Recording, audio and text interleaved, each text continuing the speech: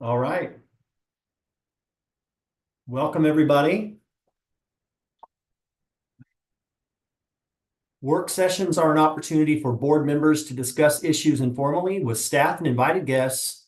The board encourages members of the public to attend work sessions and listen to the discussion, but there's generally no opportunity for public comment. Members of the public wishing to address the board are welcome to do so during the board's regularly scheduled meetings held twice monthly. So, first item on our agenda is the agenda review. We have any questions or comments on the agenda?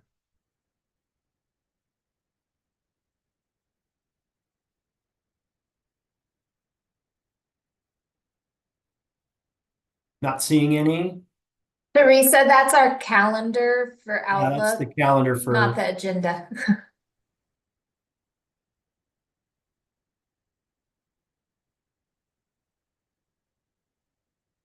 If there's anything more fun than changing your countywide computer programs, I don't know what it is, but I prefer not to know. This is entertaining enough. Can you see the agenda calendar? no, we No, just it's- see, we see the yeah. calendar for, yeah, this isn't the agenda. Oh, let's see. Okay, let me try this.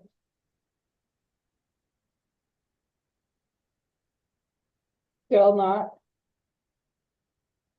Huh, No, okay, just a second, sorry. Let me stop sharing and share again.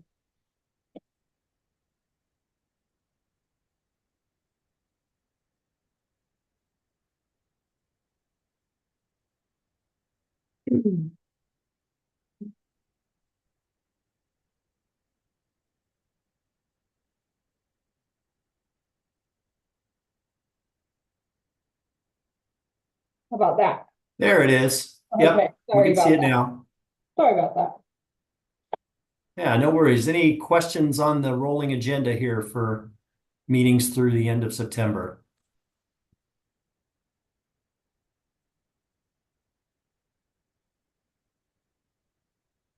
Okay.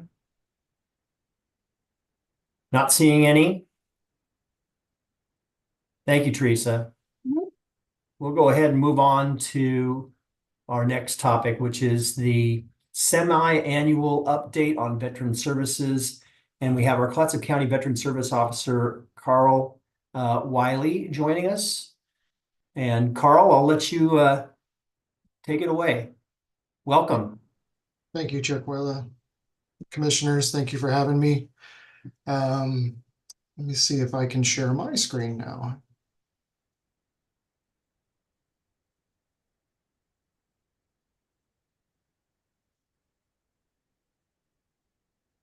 Yep, we can see it. Outstanding.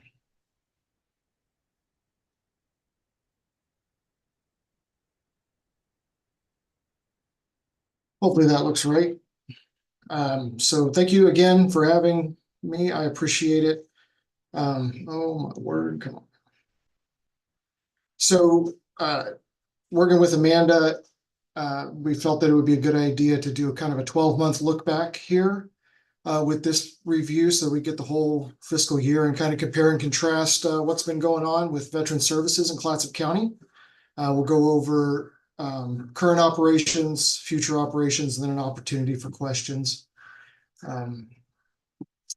So jumping right in, we've got a 12-month look back. It's always fun with statistics here.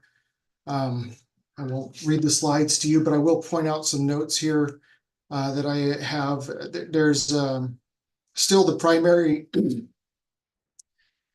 thing that we're dealing with here is disability claims, service-connected disability compensation. But you'll notice that there was a downtick in this last half of the fiscal year for disability claims.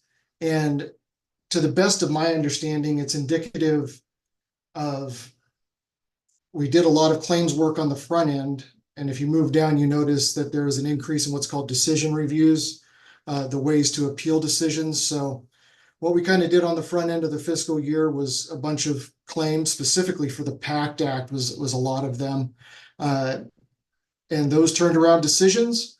a number of them being denials that we felt were not justified well enough.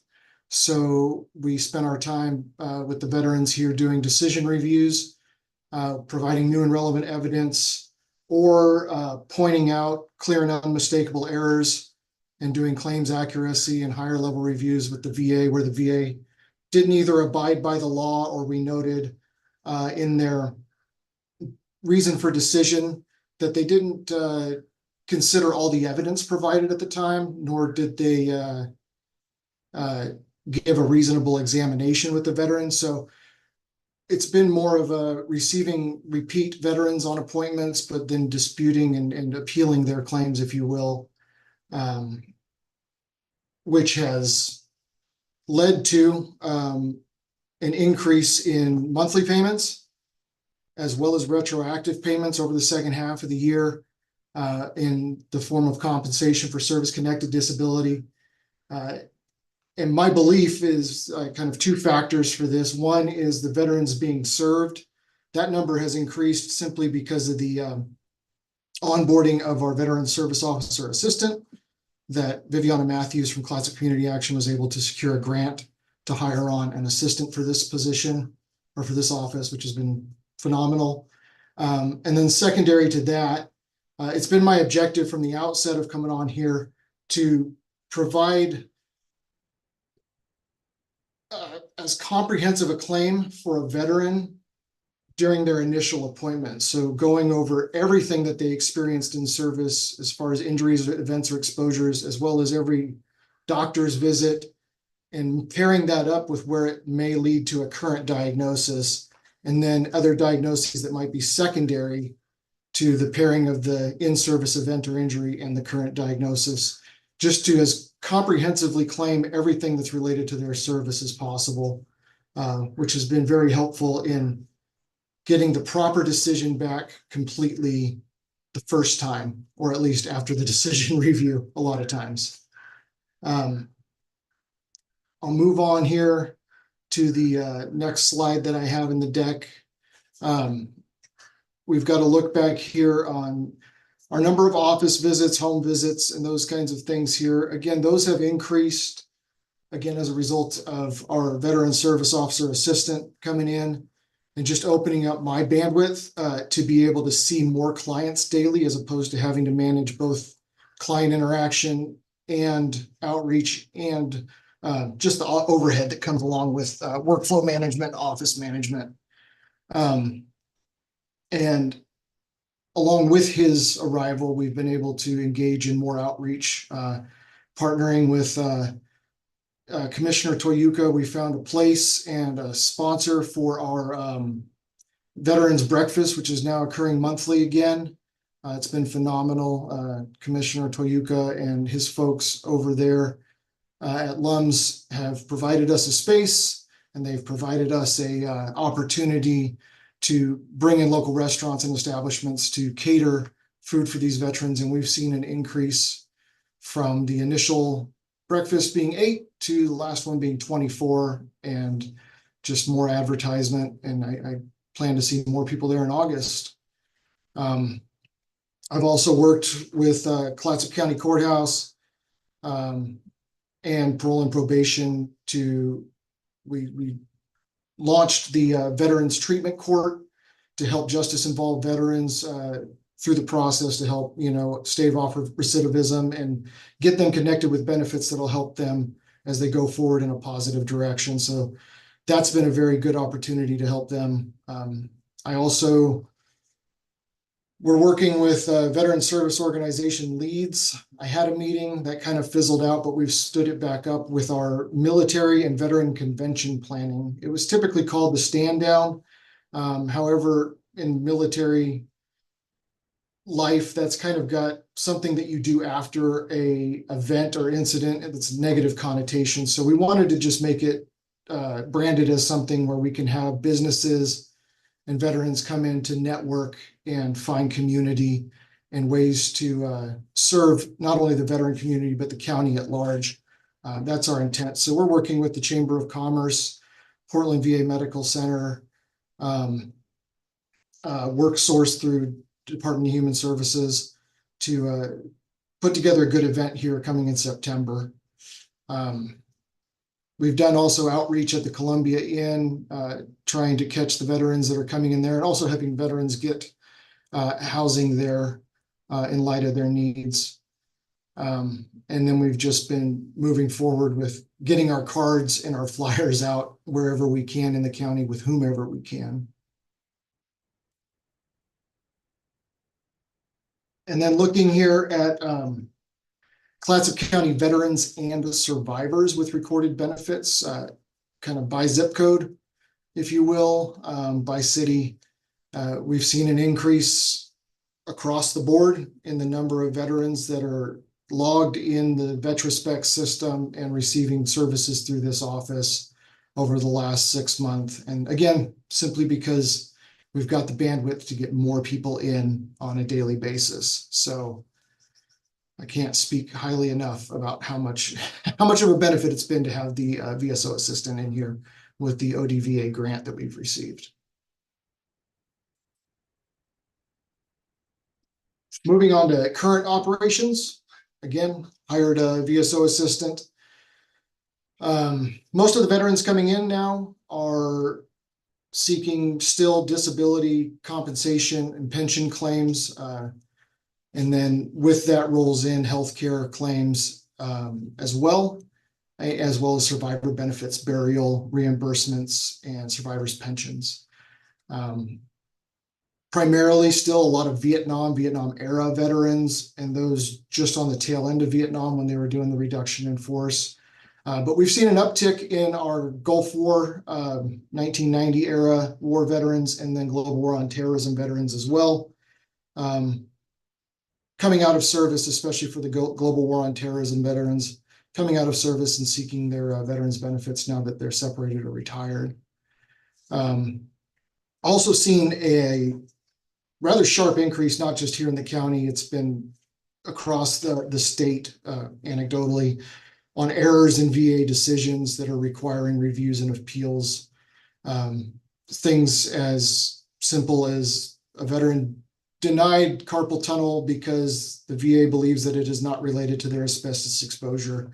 It's a very simple mistake. We never said it was because of asbestos, but the error is there. So things like that are coming out, and I believe it's due to increased hiring at the VA and lack of training and experience to those new raters. So we're just working through that, and what it results in is an increase in time from claim to receipt of benefits for the veterans, which can be discouraging and frustrating, and I hear about it often, but we just manage it and work through it and try to give them as much hope as possible that just because it was denied once doesn't mean it's hard broke for the rest of their life, and we'll do our best to get it fixed. As has been the theme, our demand for services continues, and it seems that people returning from the winter break back to the beautiful Pacific Northwest creates a sharp spike in our phone calls and emails in the months of May and June, and now even into July, receiving 20 to 40 voicemails a day, phone calls a day. So we get quite a few, but we do our best to get back to them, and we're sitting at about a 2 to 3 week turnaround for voicemails as we work as fast as we can to catch up with them. Then finally, again, we've been partnering with LUMS and local restaurants to provide the veterans breakfast, which has been well received, and we've had increased attendance. And we're looking to continue our outreach opportunities here in the future to do more things of that nature as we can get the bandwidth and people to help veterans who are willing to help head it and support it as we go. Moving to future operations, again, the September 5th from 10 a.m. to 2 p.m. at the Seaside Convention Center, the Clatsop County Military and Veteran Convention, formerly called the Clatsop County Veteran Stand Down. We'll be having that, and we are well in the works with our planning committee to get that, to make that a successful event. I've been working with the Portland Vet Center and a couple of points of contact there to bring mental health assistance to the county for our veterans. Vet Center's primary mission, for those who don't know, is to provide kind of a relaxed, non-medical setting for veterans to receive mental health care from mental health providers who are hired by the VA. But again, it's kind of in a non-documented, non-clinical setting, just to help them through what they're dealing with in light of their service, and then to refer them to higher level of care if necessary. With the Clatsop County Court Sheriff's Office, working with them to better identify the jail intake so that we can more accurately track those who served in the armed forces, who were brought into the jail, so that they're receiving their veterans benefits, because it's shown that people with more support, whether it be healthcare, income, or just peer support, do better at not committing crimes, as I learned here not long ago attending the RISE conference down in California with the Clatsop County Court staff. Finally, we still are on the horizon to get South County or Seaside office hours. However, we've been meeting the demands for anyone down in those areas. We've gone all the way out to the southeast end of the county this past 6 months to see veterans in their homes, as well as out by Westport area, and met veterans in offices down, or quiet rooms at the Seaside Library as well, on an as-needed basis. And we always offer home visits or site visits like that if the veteran seems hesitant to come to our location. We try to make that well-known, where Sam and I will go down there and provide that service to them. Again, a comprehensive claim on site with the IT capabilities that we have. So that's a lot of talking from me. Thank you for listening, and I'd like to open it up to any questions. Thank you very much, Veteran Service Officer Wiley. Do we have any questions? Commissioner Thompson? Thank you. Just one, and thanks to Commissioner Toyoka for his private sector, public sector union there with that breakfast support.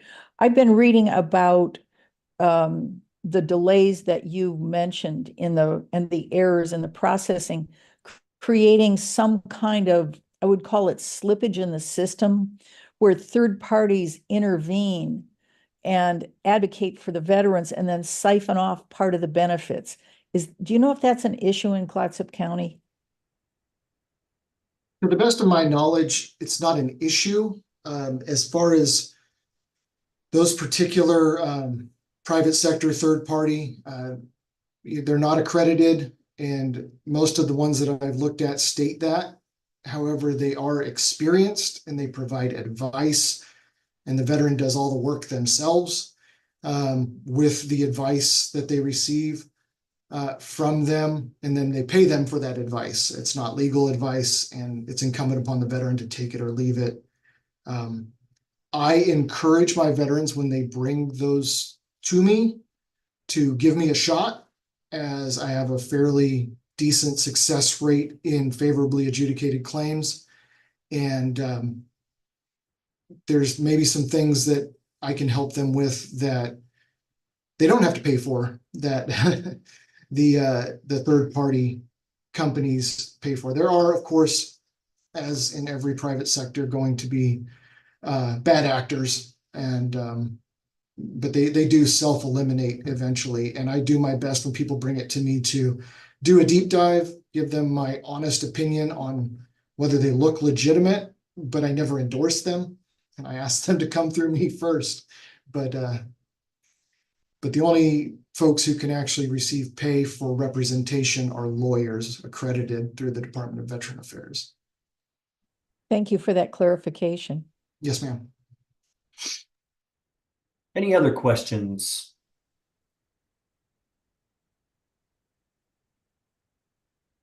Well, thank you very much. I really appreciate the update, Carl, and I echo the praise for County Commissioner Toyoka's offering of his venue for those breakfasts. That's fantastic.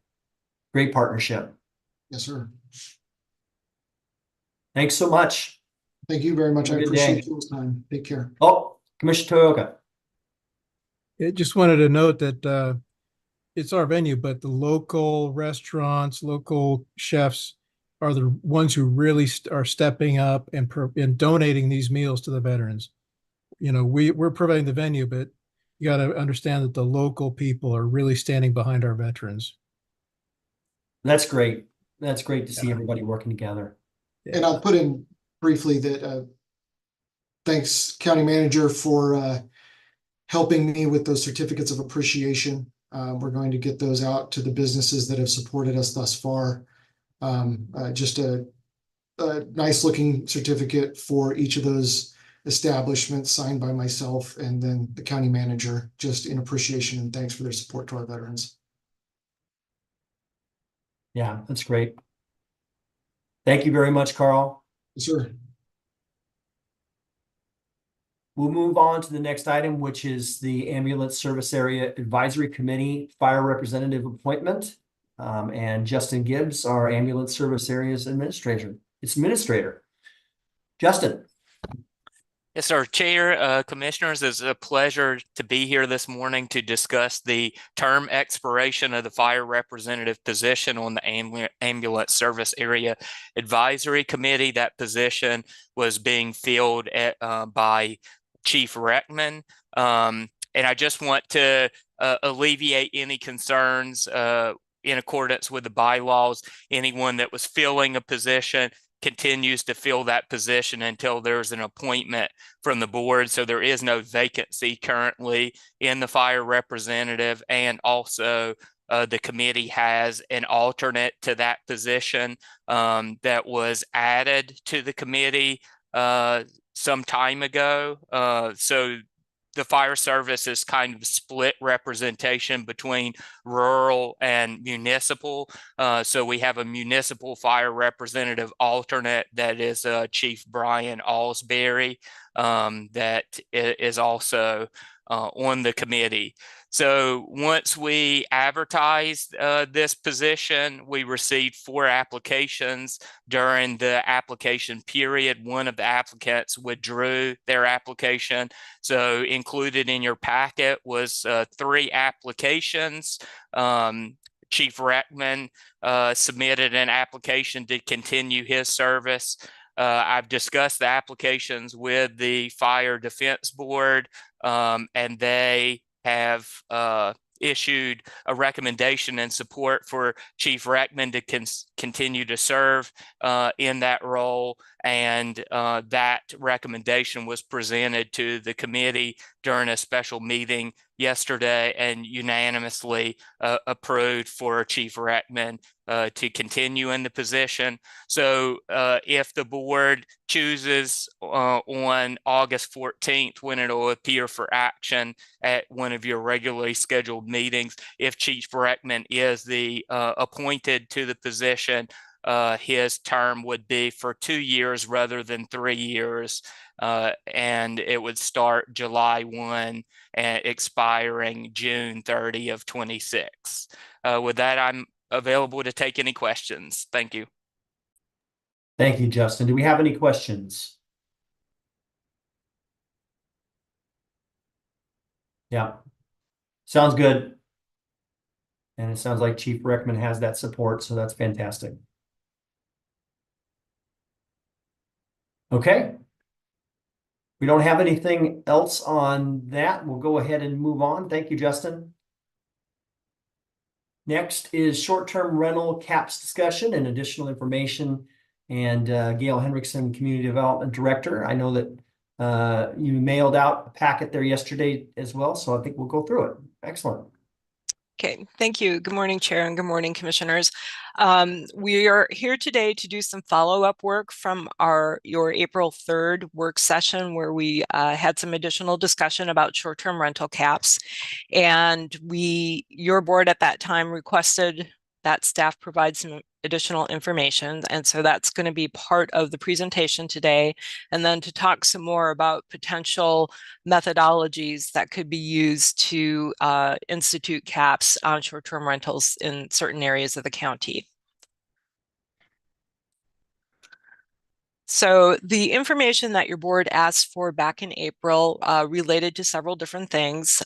Commissioner Thompson, you had asked about the rental capacity of the units in Arch Cape and Cove Beach versus the annual population. There was a question asked to bring back more information about the process that Lincoln County used to establish its STR cap. And then there was a request for information about allowing estate transfers on short-term rental permits. As you'll probably recall, right now, transfers of short-term rental permits are not allowed in the unincorporated areas. And so there was a request for additional information about how other jurisdictions do that.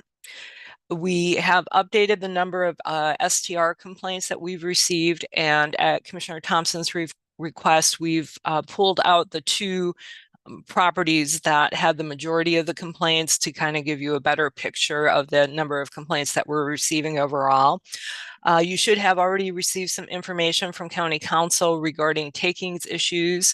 And then there was also a request to put together the full amount of costs that are associated with issuing and enforcing requirements related to short-term rentals. And so we'll be covering all of that this morning. Okay, so to start off with Commissioner Thompson's request, we worked with GIS to pull the number of dwelling units in both Arch Cape and Cove Beach, and then looked at the number of short-term rentals, the population according to the 2020 census, and then maximum occupancy that would be permitted in those short-term rentals if every unit was filled to maximum capacity on a certain night. And so you can see, for example, in Arch Cape, there are 361 dwelling units, 68 of which are short-term rentals. The census lists the permanent population as 226 persons, and if the 68 short-term rentals were filled to capacity, that population would be 743. We did the same for Cove Beach, 70 dwelling units, 16 of them were short-term rentals. Permanent population of 36 and maximum capacity at the short-term rentals is 101. And any questions about that particular, Commissioner Thompson? Thank you. Thank you for more data. In Cove Beach, is this only the Clatsop County part, or is it both Tillamook and Clatsop County? Just Clatsop County. Huh. Because you know, we're divided geographically. The northern half is Clatsop County, the southern half is Tillamook County. Okay, it just would probably, well, there's no doubt, it would change the numbers if we had Tillamook County as well. Is that possible? Is that more difficult, I assume, to connect with Tillamook County and get more data for us? Yeah, we can reach out to Tillamook County. And it's complicated. Thank you. That's the data side of it. When we look at the policy side of it, it gets very complicated. Do you have a protocol for resolving or reconciling different policies in Clatsop and Tillamook counties? We, at least at the staff level, have never really had that discussion. No, I mean, the policies are set by your board, and obviously Tillamook County has its own board that sets its own policies. So it may actually be a better discussion at your commission level if that is an item that your board wishes to pursue. Thank you. Commissioner Bangs? Just in regards to the population data, is the population data just the short-term rental being at max capacity, or does that include the dwellings and the actual population that is year-round? Yeah, so the green column is what the census lists as permanent residents in those areas. And then the purple, what we did was we pulled each of the short-term rental permits from that area and noted the maximum occupancy that's allowed in each unit, and then just totaled that up to, I don't know how likely it is that every STR will be filled to maximum capacity on any given night, but in theory, that would be the maximum that you'd be looking at. So in theory, at one day in the year, everyone's at capacity, it would be 960 some odd people then in Arch Cape. Correct. Okay, cool. Thanks. You're welcome. Commissioner Thompson? Well, thank you. Then that incites a follow-up question, because if we've got in the green, the full-time residents, and we've got in the purple, the transient renters, it seems that a category, well, there are two categories missing, but it's impossible to count daytime visitors who aren't renting, but second homeowners as well would impact that. Right? Yes, that's a very good point, Commissioner. Well, I've chewed on this topic a lot and looked at those four populations and how to manage not just the numbers, but also the behavior of the populations. You and I have had a lot of discussions about the difficulty in mandating behavioral standards short of law enforcement. So that's just a side issue and gnarly, but yeah, it would be useful to have the second homeowner population as well, including Tillamook County side. Thank you. Okay, thank you, commissioners. Any other questions? Okay, ready to All right. move on? Yep. So then there was a request to talk a little bit about Lincoln County and the process that they used. And so there was a lot of litigation prior to Lincoln County instituting its caps. And I'm not going to go into all that history. But what happened as a result of all of that litigation was that in February of last year, the Lincoln County Commission adopted an order that established 7 geographical sub-areas. Those sub-areas applied to the entire county, and the caps for the short-term rentals are applied throughout the entire county. They being the Lincoln County Board of Commissioners had a lot of meetings and discussions over a large period of time that basically ended up with short-term rentals being limited by geographic area to either 1% or all the way up to 2% of the total tax lots. And so there's a chart here on the left-hand side that you can see where they broke down those percentages and what they would be. They looked at 1%, 3%, 5%, and 7%. And so again, this was a lot of discussion. And even though I listened to the meeting and videos, it wasn't exactly clear to me what the rationale was in each of their heads for picking that. So I can't give you really any more information than that. But they have also created a waiting list, and the waiting list permits are assigned randomly. They have a random method that they use to portion those out. Their STR licenses are not transferable, and they charge a $600 renewal fee and a $900 fee for new applications. And this just kind of breaks down where those geographic areas are. They have basically used major roads and bridges throughout the county to create these geographic sub areas. And as of July 10th, 2024, you can see down in this lower table here, the number of actual licenses that are still held in each of those geographic regions, but the maximum number that's allowed under the caps. And so they are working towards attrition to reduce those numbers. And so I will pause there about Lincoln County. Were there any questions about Lincoln County's process? Commissioner Thompson? Thank you. This is such complicated work. I'm grateful to you for doing it. When you and I spoke, I raised the issue of the hotel capacity or the motel capacity. In other words, the alternative for visitors who wanted to stay overnight other than in short-term rentals. that was short notice for you. I don't know if you had a chance to gather that information.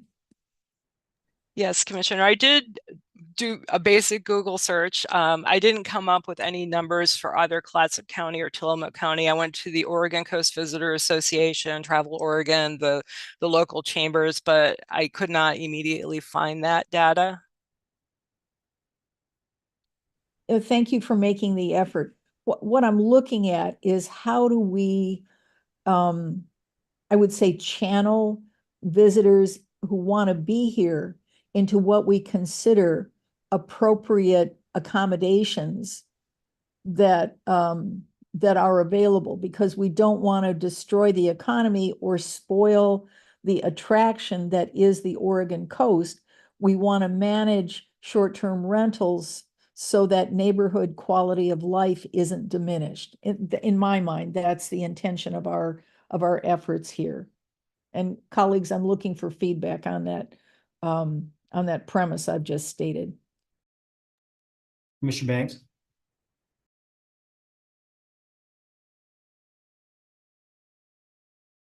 You're muted.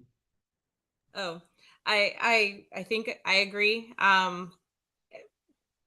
Yes, I mean, that's the whole goal, is just livability of our community. But on a side note, the question I had was, did Lincoln County end up doing then a lottery system basically for their wait list, if I understand correctly? They call it a random process, so I can check and see if they've used the term lottery interchangeably, but it's a random process. So if you're number one on the waiting list in a geographic area, it doesn't mean that you will automatically be the next permit issued. They will, if there's 40 people in one area waiting for a permit, they have a method that they randomly choose one of those 40 people, regardless of where you are on the list. And then a short-term rental applicant, when their permit expires, they have 30 days to reapply, and then they potentially lose their seat on that. Okay. I'm just trying to make sure I understood everything correctly. Yeah, that's correct. And so if that's if you have your permit in place already and you're just renewing it. If you are chosen randomly or through that lottery system, then you have 45 days from the date you're notified to submit all your application materials and your fees. And if you don't do that, you are removed from the wait list and you basically are starting again from square one. Okay. I do like that if you're not renewed within a certain time frame, then your license is revoked. I do like that. I don't think that 30 days is quite long enough, considering, communication, snail mail, and all of the things that could potentially impact that communication. But I do like that if you are not on top of things within a certain time frame, then your license is revoked. I'm not sure I'm a fan of like that randomized approach, mainly just because, if you're at the front of the line, I mean, we learn in preschool, if you're line leader, you get to go next. So I don't know. That I think deserves a little bit more discussion, but yeah, thank you. You're welcome. Commissioner Thompson? Thank you, sir. Just one more thing. The geographical sub areas, as I looked at that map, it seemed to me that what Lincoln County was doing was addressing a resiliency issue.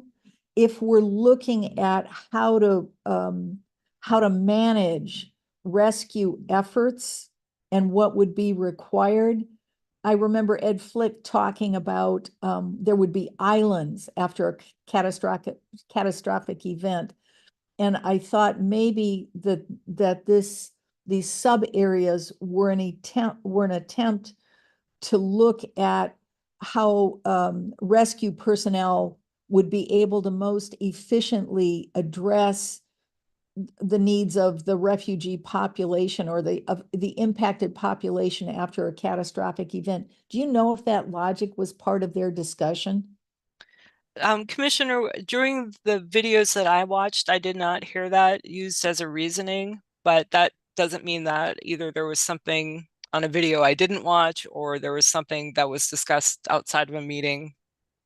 So if we're doing, thank you for that response. If we're doing zones, using the logic of islands, that there will be islands where survivors will cluster, if we could use that as an overlay,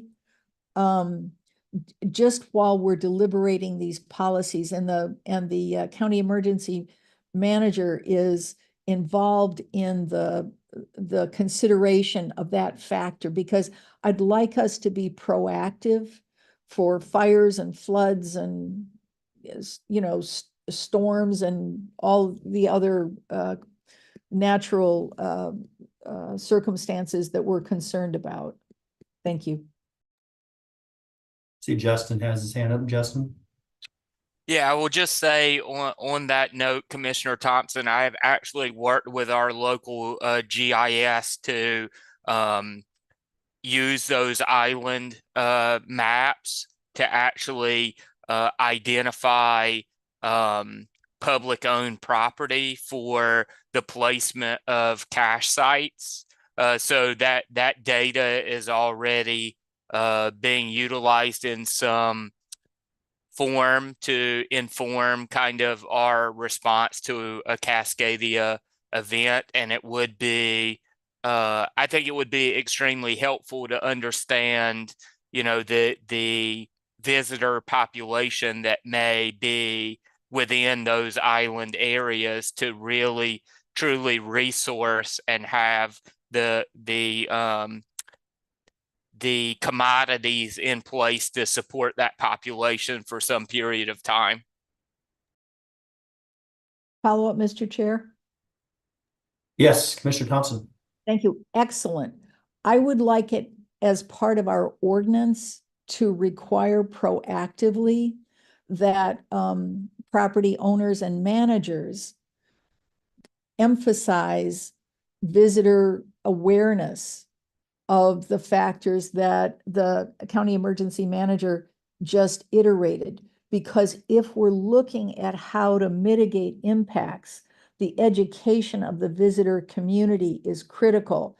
And if it's part of our ordinance, then I think we're doing responsible public service in that regard. Thank you. Agreed. Yeah, thank you, Commissioner Thompson. Yeah, I'll just do one follow-up as well. That's actually going to be a focus of our community engagement coordinator that was recently hired, is new partnerships with the hospitality sector, because that public education is critical. And hopefully, you know, if the model legislation gets passed for TLT to be expanded for emergency management purposes, I think that would appropriately resource us to for a program such as that.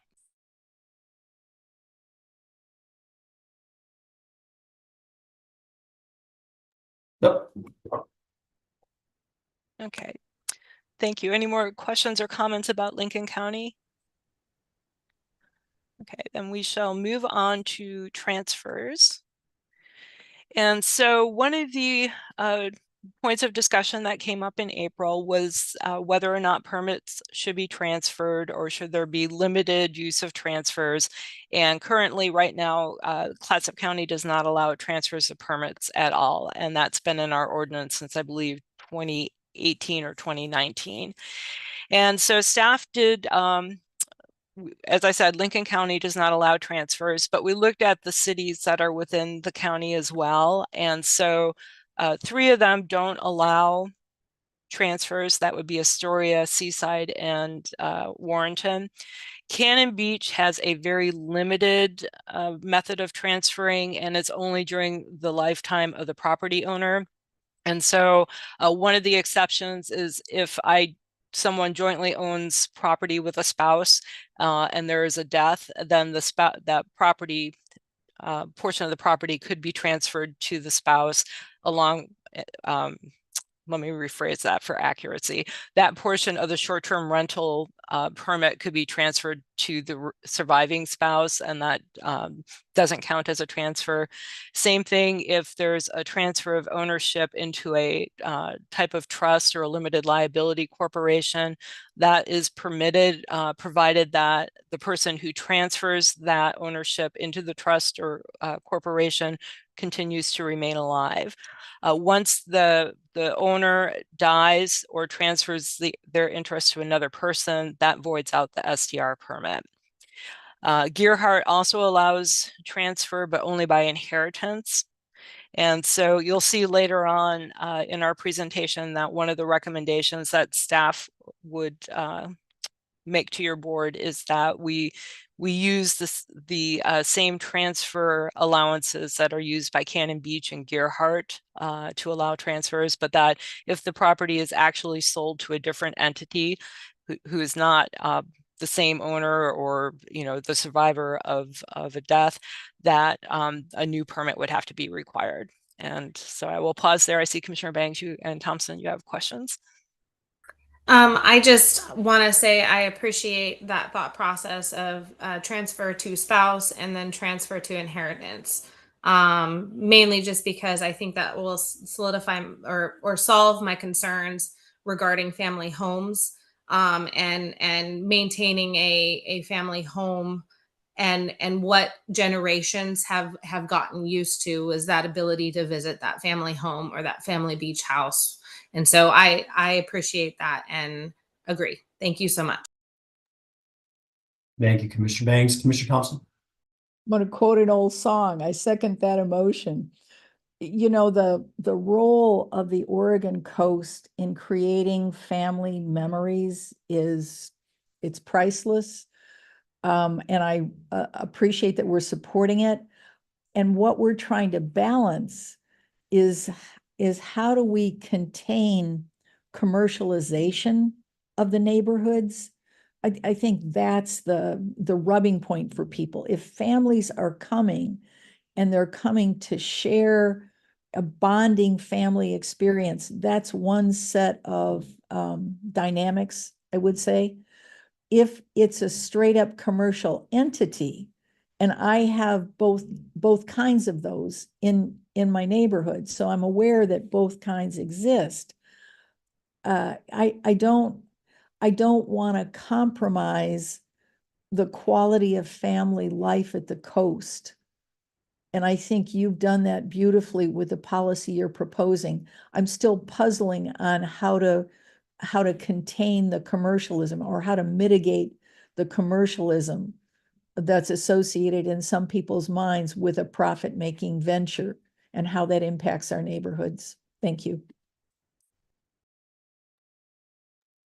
Thank you, commissioners. If there's no further questions about transfers, then I want to move on to the information that was requested about complaints. And so in total, since July 30th of 2018 through June 27th of this year, there were 174 complaints, but 49 of them came from the two properties that we've talked about in the past. And so we've pulled that out of the data for the most part. And so this table that you see here are the remaining 125 complaints and the types of complaints that we're receiving. Again, no surprise, 62% of the complaints are either about noise, unpermitted STRs, or parking. And that's been consistent throughout the years that we've been tracking this complaint data. So there really aren't any changes there. And then in terms of where the complaints are coming from, again, pulling out those two properties that we've spoken of, 49% of the complaints that involve short-term rentals are coming from either the Arch Cape or the Cove Beach area. And that's really not unusual or a surprise because that's where the majority of the short-term rentals are. So it's just the numbers are just always going to fall that way. So we'll go back on that one. So I'll pause there in terms of complaints. I did want to point out, sorry, I missed this. I added this for Commissioner Thompson.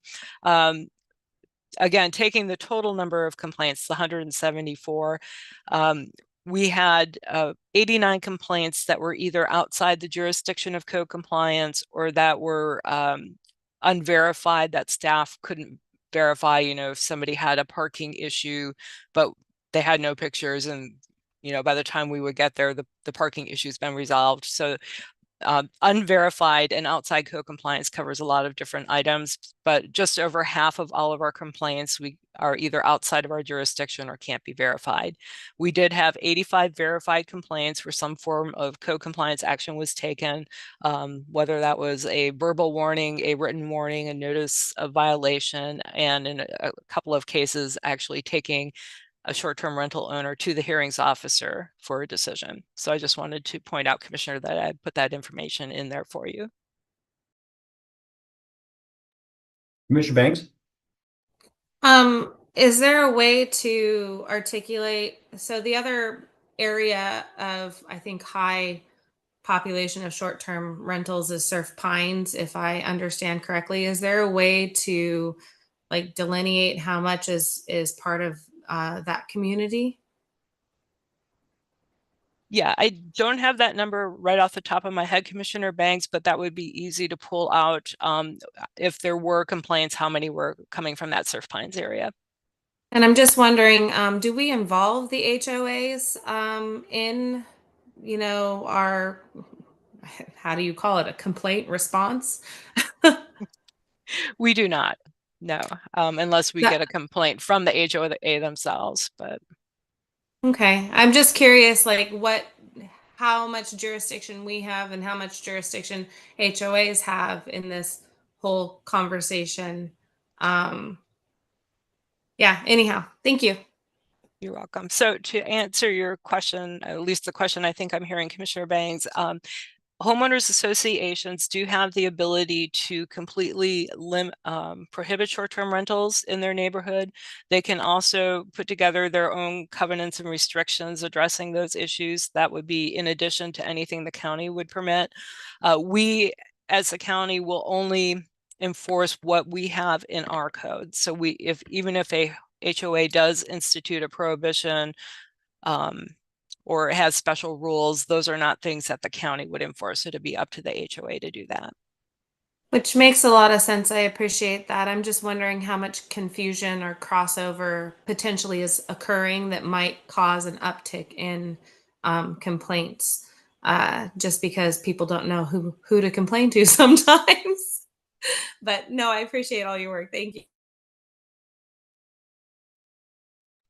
Commissioner Thompson?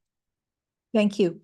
I think person-to-person conflict is kind of inevitable in human interactions, and how we look at those to encourage good behavior.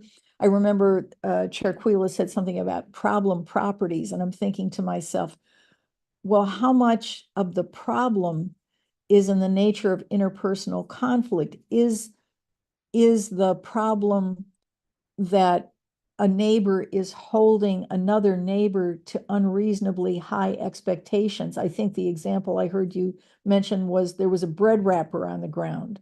There were crackers on the ground. So kind of looking for trouble as I would say, a leverage to drive out another neighbor.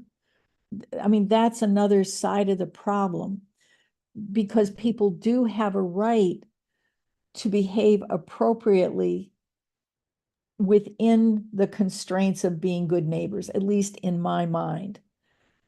So I think you're threading the needle here as we go forward, because as I understand your code enforcement, what you're looking to do is to take, I would call them relatively affluent areas, Arch Cape, Cove Beach, and to Commissioner Banks' point, I would assume that most of the Warrenton complaints are related to Surf Pines.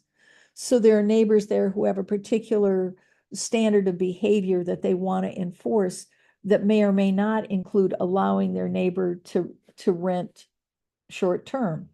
On the other hand, I balance neighbor to neighbor interactions with other areas around Clatsop County where neighbors, for example, and one road that I won't mention, for 5 years have been dealing with drug impaired neighbors behaving badly, creating litter, exploding things, using chainsaws in the middle of the night.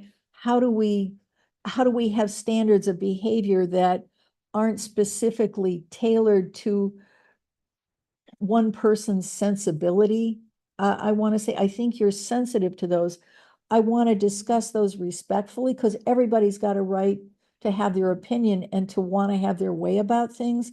But as the policymakers, I want us to guide you in doing code enforcement that's reasonable all over Clatsop County. And I think you've done that. Again, I'm looking for feedback from my colleagues, but that's my sense, is that you have threaded that needle so that we have effective and fair, equitable kinds of code enforcement that you're able to implement. That sounds more like a statement than a question, but it's a thank you as well. Okay, thank you, Commissioner. All right, any other discussion about complaints? Okay, then with regard to the taking issues, takings issues can occur when a government either physically seizes property or when, because of regulations that a government adopts, that they take away all economically viable use of a person's property. And so I'm not going to say much about this. County Counsel is here, and I believe that he's already sent you some communication regarding his views that if caps were instituted, that it would not be a constitutional taking or a violation of owners' rights or due process. And I will just pause there to see if there's any questions for County Counsel.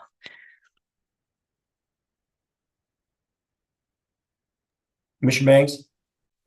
It could be for either of you, but are we going to end up having to define the difference between short-term and long-term in this process? Is long-term considered 1 month, 6 months, 1 year? As we're digging into this process, I'm starting to see that we may end up having to define what our thought is on what long-term is. Because, what if somebody's renting their home once a month?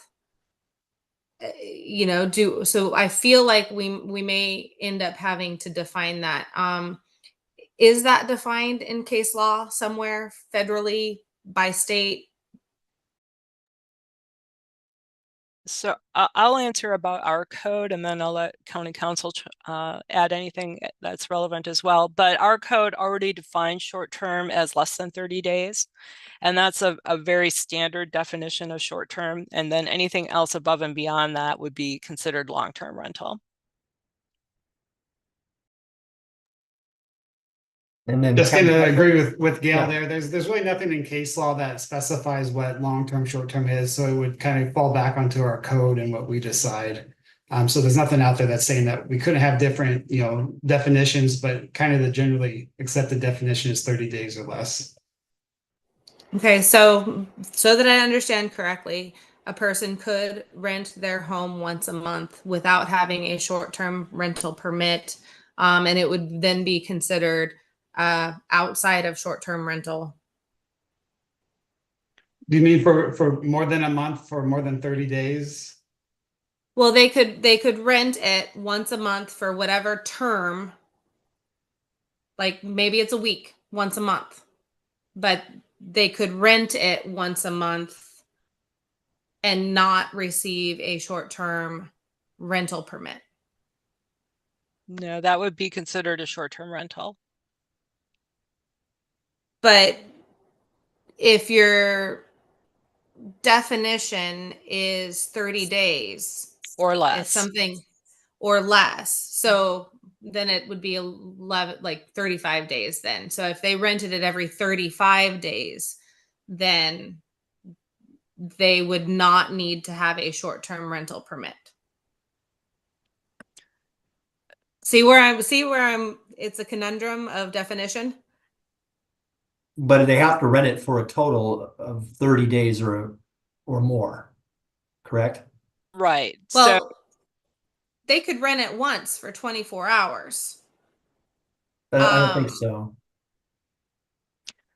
that would fall under short-term rental. So if I rent my unit out and I'm renting it typically the scenario is either you're renting it less than 30 days or less, or you've got a long-term tenant in there. Most, I haven't encountered, which means as soon as this meeting ends, it'll be the first thing I walk into as I leave my office. But somebody will come in for, I've never seen someone come in and say, well, I have guests, but I only rent to them for 35 days at a time.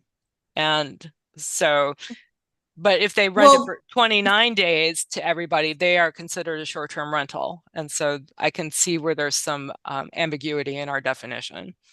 Well, and I just foresee, you know, as we start dialing down the strictness of a situation, we are going to run into individuals who write their contract for 35 days. They charge a short-term rental price, and then they just do it again in 35 days or 31 days. So they end up having 12 tenants throughout the year, and they could be renting at $1 a day in order to compete and get around our rulemaking. And I, you know, because there are folks that will dive into this and get around our rulemaking, and so that's why I'm trying to push a little bit for a clear definition.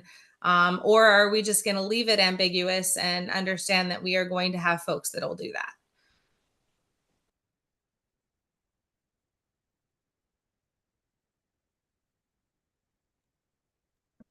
Well, that will be an interesting discussion for your board. I know that Arch Cape has a slightly different process where you are allowed to rent once every 14 days.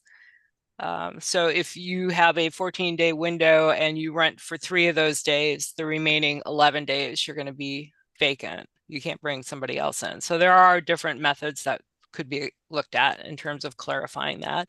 Knowing that whatever your board might choose, there will always be someone who will try to circumvent it or find the Yeah. loophole. So Does Arch Cape have an HOA? no. So how does Arch Cape have different rules than the rest of the county? Because Arch Cape's rules were set up in 2003, and there is a long history in Arch Cape where they had the design review committee and the citizen advisory committee, and things that stemmed out of the original comprehensive plan process that were held over when other parts of the county let those processes go, and those I won't call them institutions, but committees go. Okay. Okay. That doesn't seem easy for staff. So anyhow, yeah. Commissioner Teoka? Thank you. Kind of to continue on Commissioner Bangs. I know in California, Palm Desert, you know, you can stay down there. They have many communities, it's monthly rentals only, right? There's no short-term rentals, 30-day minimum, but you can actually sign up for those, and it's a 30-day contract, but within the contract itself, it says, if you only stay 1 week, here's your rate. If you stay 2 weeks, this is your rate. 3 weeks, this is your rate. And if you stay a full 4 weeks, this is your rate. So it, you know, they front load. If you only stay a week, it's more expensive. You stay the whole month, it's a different price point, it's more economy scale. But by and large, it basically circumvents the short-term rental because you already have it in writing where it's noted it's a 30-day rental minimum, but if you only stay, here are the prices. So I know other communities have broken that down and already taken advantage of, you know, not having to pay short-term rentals or permits or applications, but still working within that framework. So I think, you know, to me, the whole issue comes to, you know, it's really a lot about conduct, not, you know, regardless of, you know, and it's not the behavior of the renters you have to worry about as much as the owners. You know, they're the ones who have to be proactive, have policies, have to have, you know, notify their client, you know, the potential customers who are staying in those properties. These are the rules and regulations, and there's got to be a consequence if they break those. You know, if you rent a place for a week, you know, you violate the code, then you forfeit your money and you have to leave the property. There has to be some consequences, some actions taken by the homeowner. Kind of backtrack on that, but sorry, but just wanted to give you some insight on some other properties who are actually taking advantage of that 30 days without really having to have a short-term rental. Yeah, thank you, Commissioner Teoka. Commissioner Thompson? Thank you. To quote somebody once upon a time, people will lie, cheat, and steal. I was dealing with delinquents at the time, but it seemed and people want to interpret the rules to fit themselves for their greatest comfort. To Commissioner Toyoka's point, though, I think we not only set the standard for the owner or manager, both, but we also include the affirmative responsibility to monitor in some fashion. That gets gnarly because how much invasion of privacy do people want to have?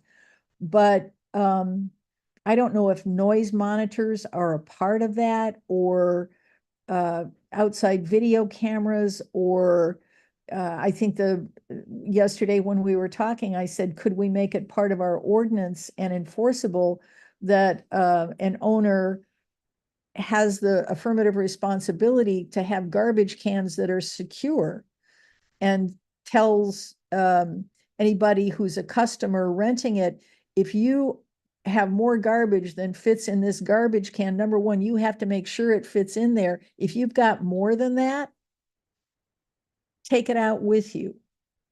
If we set a standard in ordinance, I think we can carry on what's reasonable, because we don't want to have those littering problems going on. So require the garbage cans that are secure, that they're used, and do some monitoring through noise monitors or something else of compliance with those standards.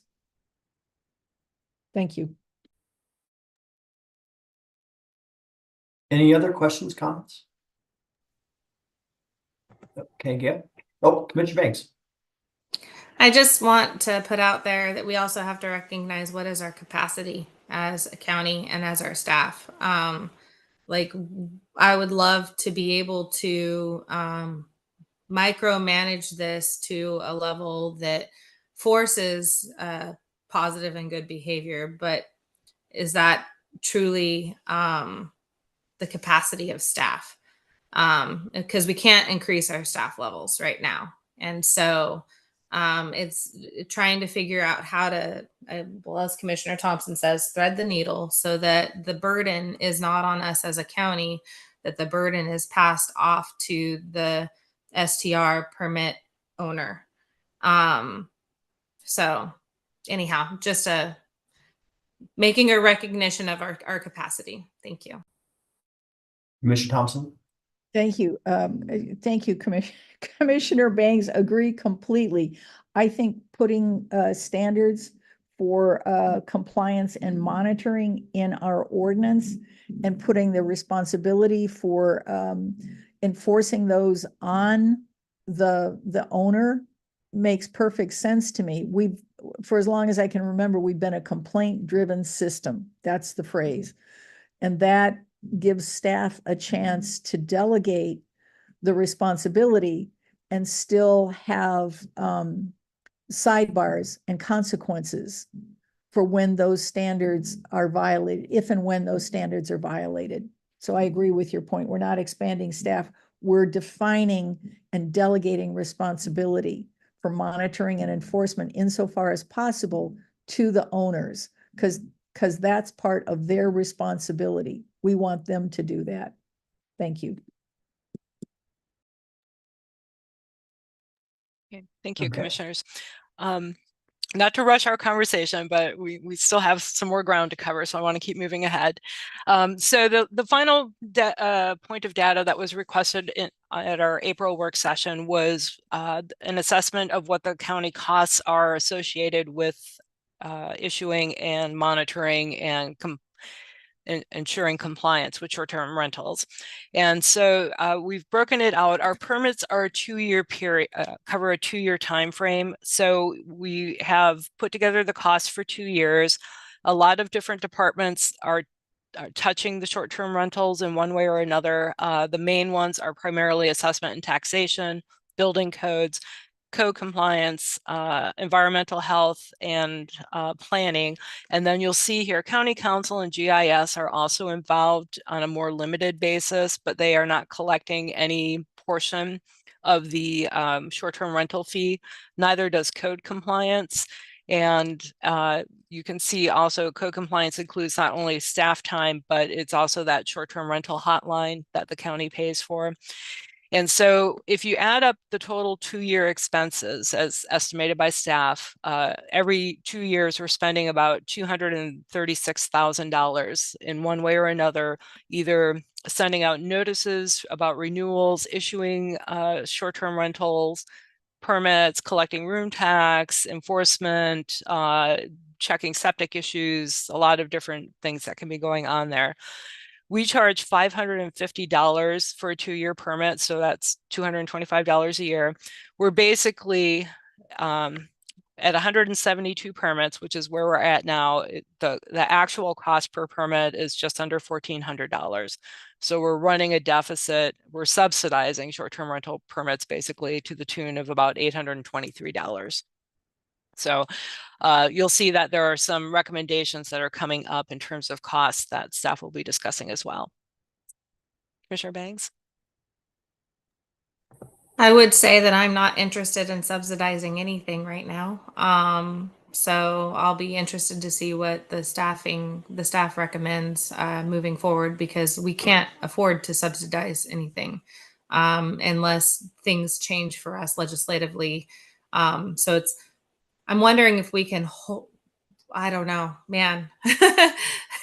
it's do we ever want to be in a position of subsidizing something? We are currently, obviously. But I also don't want to do to our short-term permit holders what happened with our food cart permit folks. And so this is like a careful tiptoe through the tulip situation on how to move forward. But yes, we are covering less than half, which is not good. So. Commissioner Thompson? Well, thank you. But so close. I mean, really, that's very precise budgeting, I would say, very carefully done. That's not much. I mean, it's not the direction we want to be in, but well done on that one. The thing I keep thinking about east of the highway and in Arch Cape, I have concerns that if we just allow short-term rentals east of the highway, we're going to have more and more tourists doing there what they try at Short Sands, which is to behave dangerously crossing the highway to get to the beach, because there is that one underpass, that pedestrian underpass, at the north end. But I just have some safety issues there. I just want to raise that before we stop here and assume that we will be able to push the needle ahead a little bit and cover costs as advised by staff. Thank you. All right. Thank you, commissioners. So we're going to transition now and actually just go through the recommendations. And just the same background that you've seen previously, we know that we've got 73% of our STRs located on the west side of Highway 101. About 85% of those complaints about STRs are also about units that are located west of Highway 101. So we know that there is a correlation there. One of the things that staff has put together, and we updated since April when we last presented this to you, was similar to what Lincoln County did, where we looked at the total number of dwelling units versus the number of short-term rentals, and then looked at possible 1, 4, 7, and 10% caps. And obviously we can do the math for the numbers in between and work those out if your board wishes that, but that's what we put together immediately for today's presentation. You'll see that since 2022, the total numbers of short-term rentals has actually decreased slightly by some amount of math that is not coming to my head right at the moment, but it's gone from 181 to 172, so by 9 units. And again, the places where we see the most short-term rentals are obviously on the west side near the ocean. Almost just over 38% of them are located in Arch Cape. 13% of them are located in that Surf Pines, Warrenton, Gearhart area, Clatsop Plains area. 8% of them are in Cove Beach, and then 11% of them are located throughout Clatsop County, but primarily in the RA1 zone that's in the Clatsop Plains area as well. And that would be the area around Sunset Beach that we're talking about. So again, just some data to help give you some background. And in terms of short-term rentals versus the number of dwelling units, this is just a chart that gives you a breakdown. Again, 18% of the dwelling units in Arch Cape are being used as short-term rentals, 20% in Cove Beach, and we've got the numbers broken out. So recommendations. Our recommendations have really not changed much since April when we last presented to you. We would still recommend a 10% cap for all of the Arch Cape area, which would include both east and west of the highway. Then staff would recommend either a 4 or 7% cap for all the other single-family zones that are west of Highway 101 in close proximity to the ocean, because that's where you do see that concentration of short-term rental units. Other than in Arch Cape, staff would not propose any caps on the east side of the highway at this time. We would not recommend any caps on properties that are zoned either multifamily or commercial. We do recommend that there continues to be monitoring in those areas to see if there is some sort of STR creep, or we start seeing an increased number of complaints from those areas of the county. And then, as staff recommended earlier, to allow the transfer of short-term rental licenses either through inheritance or through those limited transfers that Cannon Beach currently uses. I just want to go, I'll pause there for questions about those 6 recommendations. Commissioner Banks? I'm just curious if what this increase in staff capacity will be created by having different caps in different zones moving forward. Is that going to be a increase by a lot, or is that an easy peasy situation for staff? I don't know what that looks like in your office, and so I'm just curious if that's an exponential increase in time. From a planning perspective, I would say not. The short-term rental licenses are actually issued through assessment and taxation, and I know that they have everything broken apart by zone, so it would be tracking a number. And I think that would be easy enough, and I'm speaking out of turn for assessment and taxation staff, so they can correct me if I'm wrong. But I think what would be the challenging part for staff is if there were to be a wait list created and having to track who's on what wait list in what zone.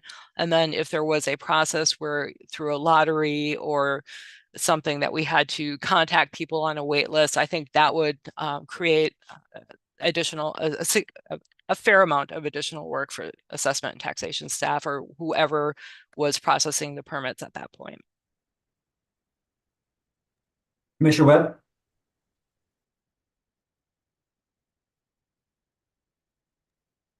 Thank you. I'm really not Teresa Durst here. I'm Pamela Webb. Sorry, I'm having monster computer problems at home, so I had to run down to the county offices and get on Teresa's computer. I have a question that might be for county council, and that is in the RA zones. Don't we use, and although I'm sure Gail can answer this as well, but in the RA zones, don't we have to show some kind of agricultural activity within those zones? And how can that be sustained if there are short-term rentals occurring? And I would draw a distinction between what we're now calling ag tourism, which I think is something that I have actually talked with a couple of the small producers who would like to start doing ag tourism, but that's very different from a short-term rental. And so how do we comply with the state RA regulations whilst, you know, to me, I don't see how that can be conducive with short-term rentals. But I'd like your opinion. Okay, thank you, Commissioner Webb.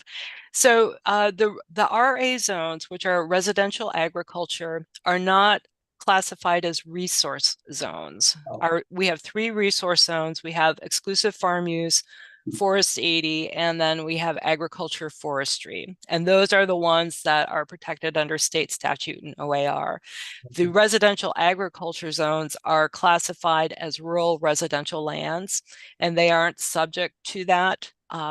In a resource zone, short-term rentals are prohibited under case law coming out of Clackamas County, but having them on a residential agriculture zone is okay. Okay, great. Thank you. Thank you. Commissioner Thompson? Thank you, sir. So we're going to a 7%, and we have now a 20% in Arch Cape, which is a reduction by 2/3. There'll be, okay, easy math, right? Yeah, I'm trying to track all of these potential fiscal impacts, because until the board sets a policy, staff, as you pointed out, can't really do a fiscal impact. But in rough numbers, if we're reducing the short-term rentals by 2/3, then there's a 2/3 decrease in revenue. Will there be a 2/3 decrease in staff time and the cost associated with that? And are we contemplating, it's probably not your question, but I think about what are the fiscal impacts to the operators? What does it do to the economies of the county if we're having fewer people able to stay in those short-term rentals? Do they have someplace else where they will stay, or will they go somewhere else to recreate, and we will lose all of the associated revenue?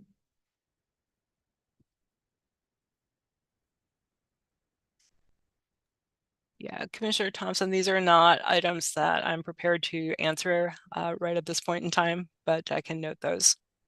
Well, sure, because when we're looking at policy, and I'm not really asking you to answer them, I'm asking the commissioners to think about them with you. When we look at these recommendations, we're going to have to look at fiscal impacts and contemplate how to mitigate negative ones and support positive ones. So if we had that 10% in Arch Cape, and then we had a 7%, what reduction would that be in Cove Beach? Remind me, because I can't remember what our Cove Beach percentage is that. So if we went to 10% in Cove Beach? Well, haven't you proposed 7%? Yeah, 4 or 7%, but yeah, so in Cove Beach, sorry, your Zoom video is covering up my numbers. Oh, Cove Beach, it would be, you go down to 5 units out of 14, from 14. So that's considerable. That's considerable. In my mind, 4% is too stringent, and 7% or 10% is the only possible figures that I'm considering. I don't know what my colleagues think. Thank you. Commissioner Banks?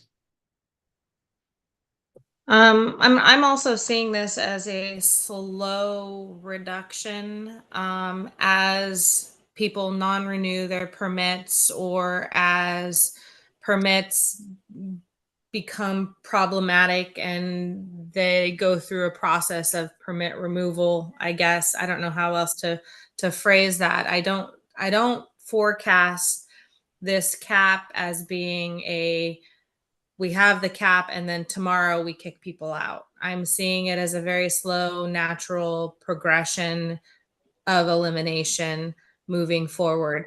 When I think about the percentages, it's neither here nor there for me. I don't live in the area of major controversy. I would follow the lead of the commissioner that lives in the area of major controversy because that person hears the most about it, and is the most educated in the topic. And so, but yeah, I feel like as these naturally level out to their caps, we will hopefully have other economic drivers moving in.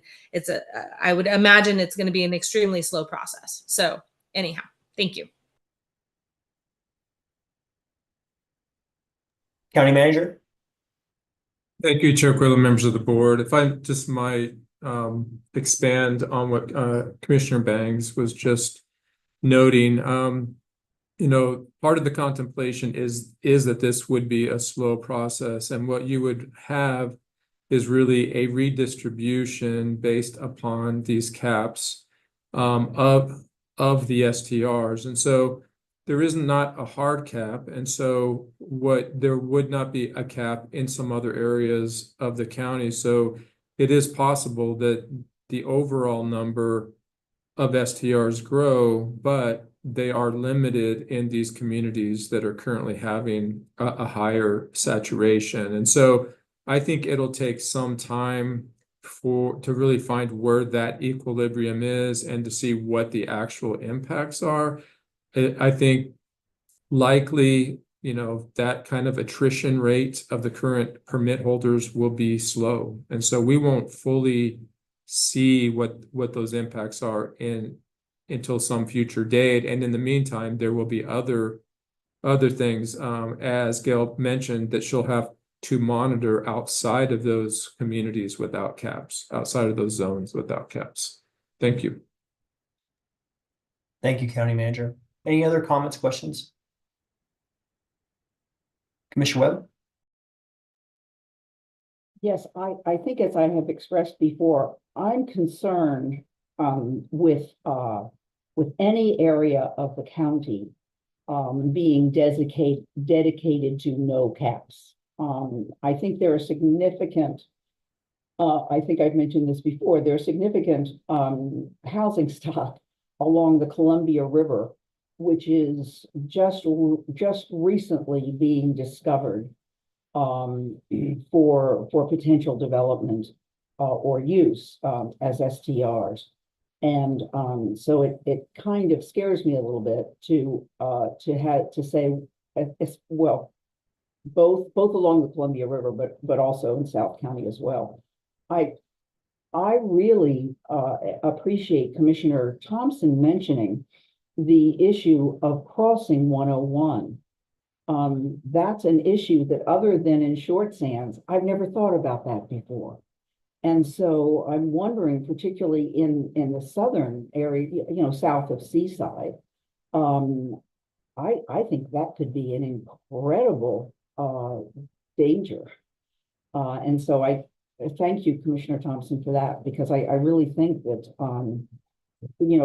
as we're about to find out in our new transportation plan, 101 has a lot of issues,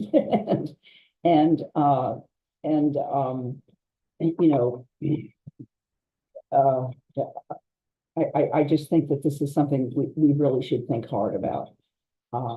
And the area along the Columbia River, as I say, I think is particularly vulnerable because it is so far from Route 30 that it's very much out of sight.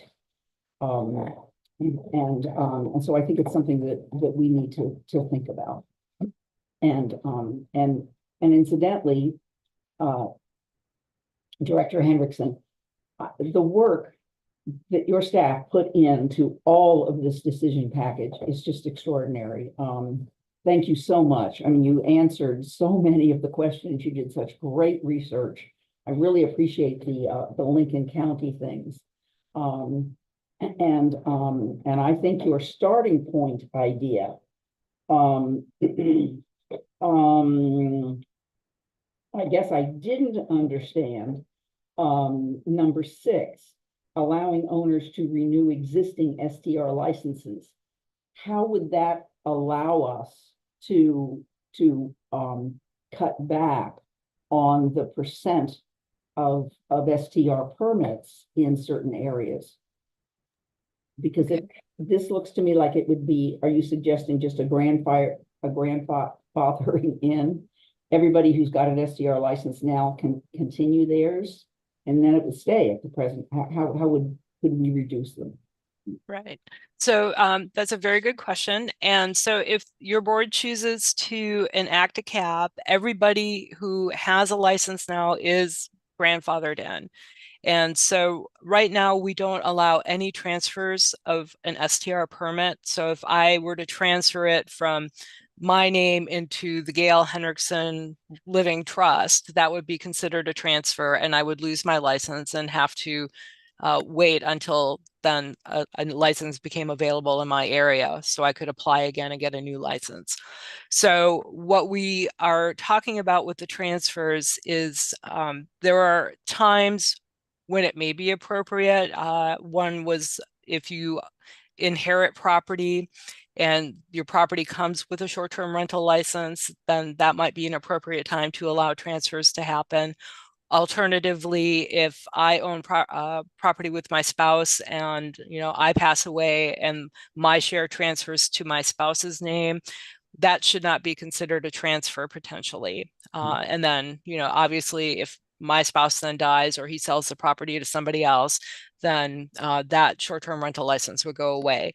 So it would allow attrition, but it would be a slower form of attrition than if we just said, revoked everybody's licenses and said, no, you're over the limit. So okay, thank you.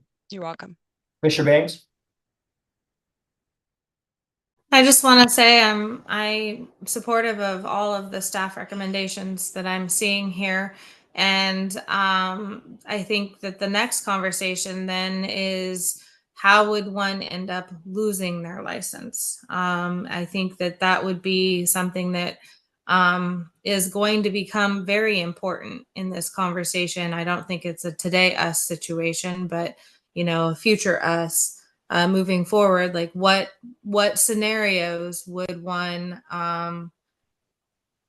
well, there we go. Look at you clicking. Excellent. Thank you so much, Dr. Henriksen. But yes, here we go. Thank you. You're welcome. So actually that was a great segue. So we'll just keep going so we stay on track here. But one of the recommendations for potential ordinance revision is to allow whoever is community development director to immediately revoke a permit once you have hit 3 verified violations. And again, there would have to be some discretion there. If it's 3 verified bread wrapper violations, it's probably not worthy of revocation. But if it's a significant thing like parking or a significant amount of trash or over occupancy, then being able to revoke at the director level would be very helpful. Just some other quality of life issues. Commissioner Thompson, I've put your secured garbage cans on our list for the ordinance change. There's still a discussion. We do get a lot of noise complaints about people who are using particularly hot tubs during quiet hours that do get a little bit loud and boisterous and violate the noise ordinance. So that might be something to consider for future use. I'm going to skip over this so we can get to the fee increase while we're here. And so right now our permit is $550 for a 2-year permit. And what staff is initially proposing is that for the remainder of fiscal year 24-25, we increase that to $1,000. And then in fiscal year 25-26, bump that up to $1,500. And the reason we're recommending that is the bulk of our permits were initially issued in 2018. They were 5-year permits, and they expired in 2023, and the majority of them were renewed. So those people are good up into 2025. So then they would go from, when they come in to renew in 2025, if it's before July 1st, they would pay the $1,000 fee. If it's after July 1st, they would pay the $1,500 fee.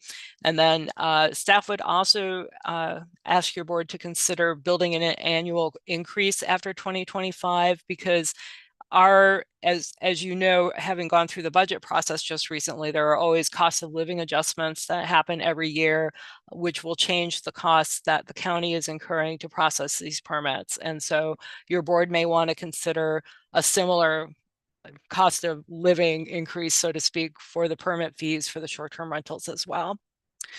And then there's just some explanation about the amount of money that we would anticipate to collect from that, and how some of that could be used, including paying for the county's code compliance hotline, and then helping to support some of the departments that are not currently receiving revenue from the permits, such as code compliance, environmental health gets it, GIS, and county council.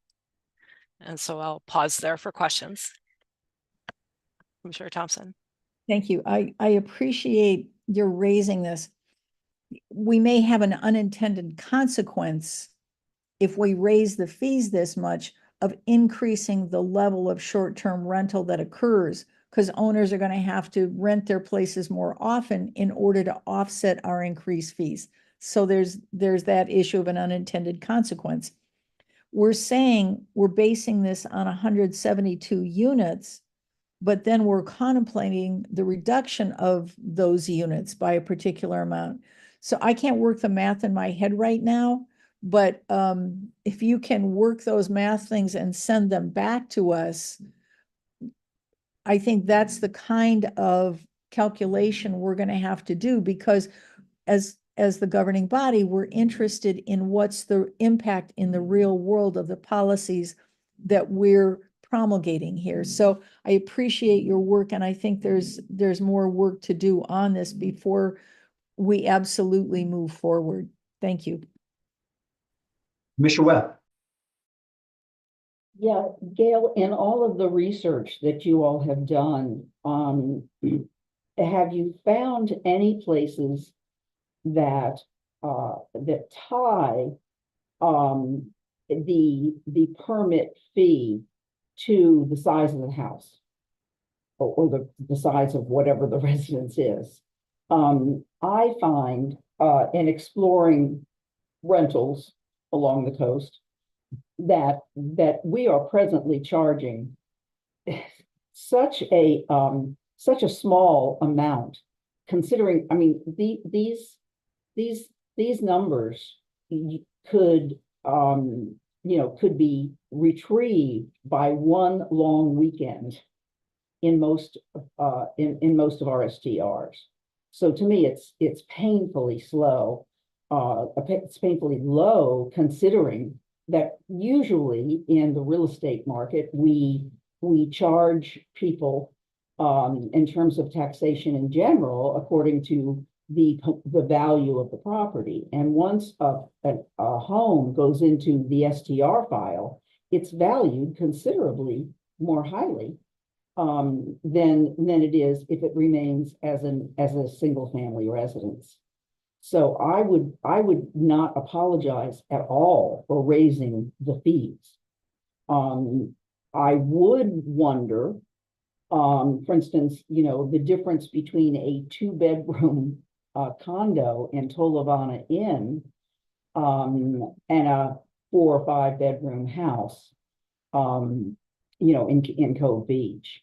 So has there ever been any contemplation of that, of having the STR permit fee be in some way correlated with the value of the house or the square footage of the house or something like that?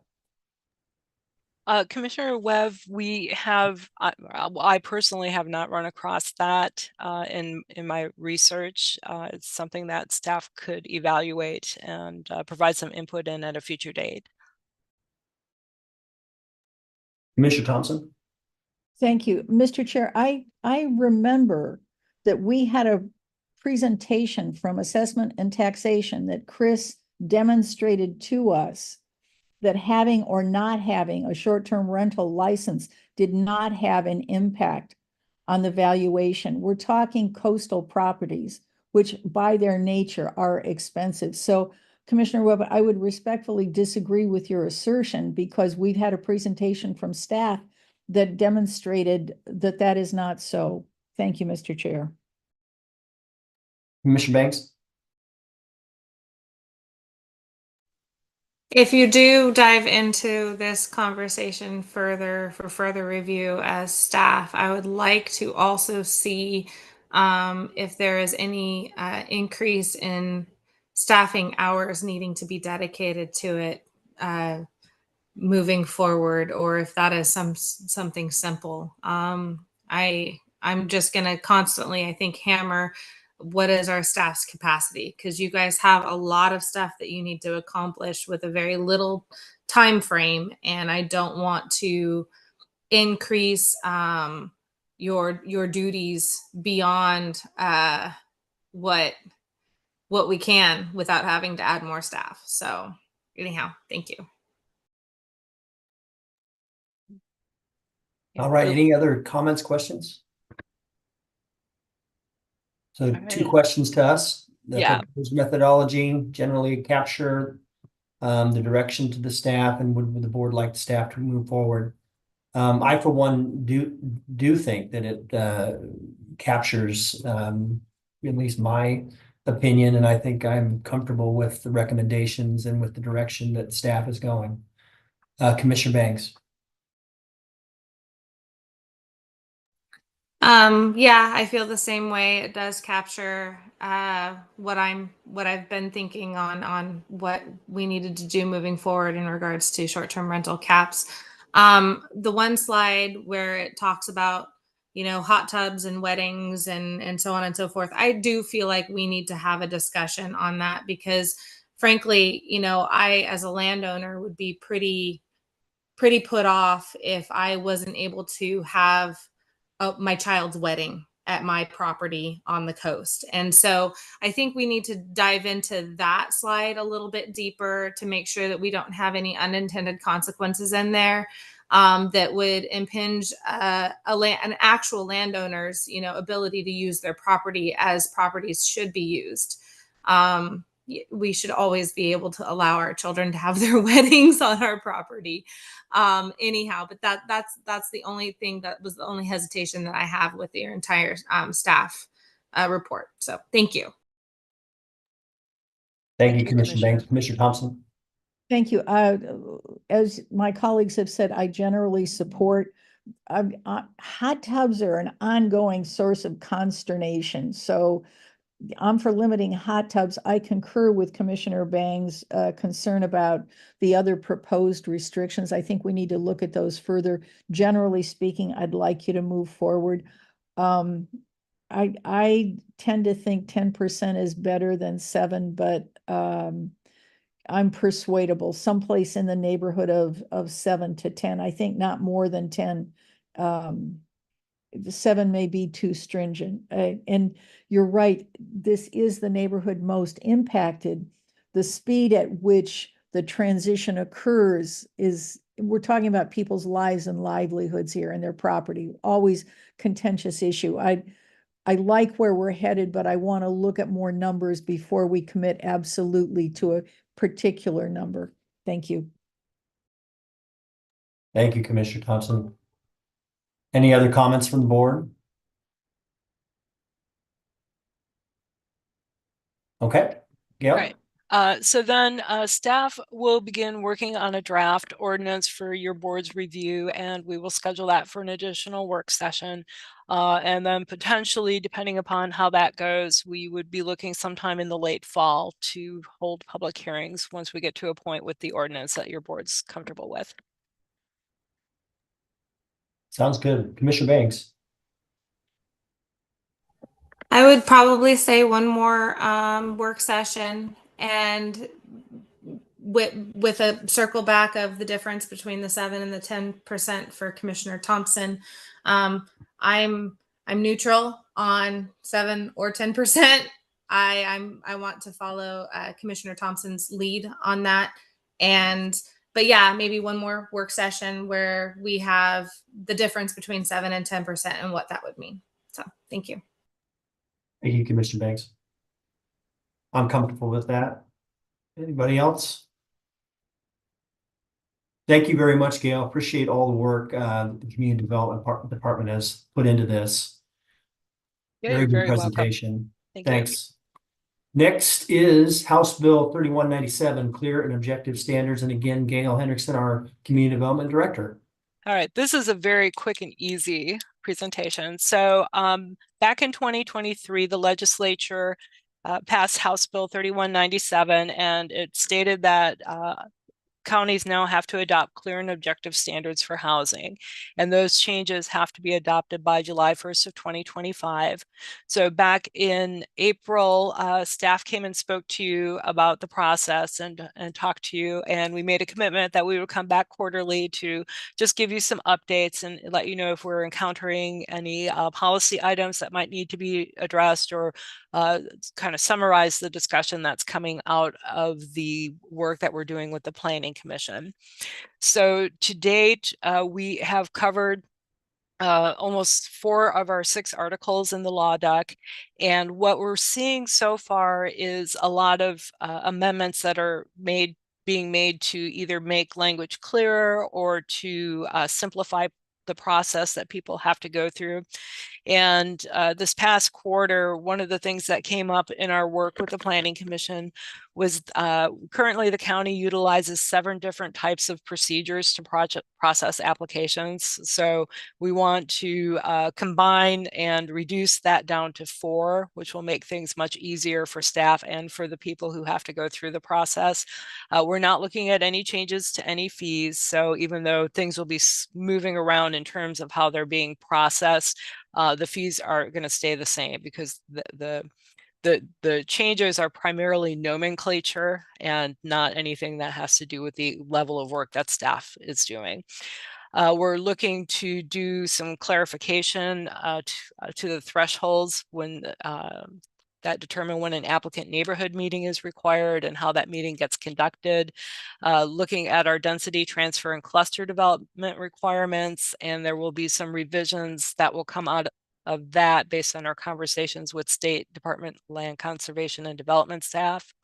We're looking at a temporary fix to help people understand when and what types of pedestrian and bicycle improvements are required. That section of code right now is very unclear.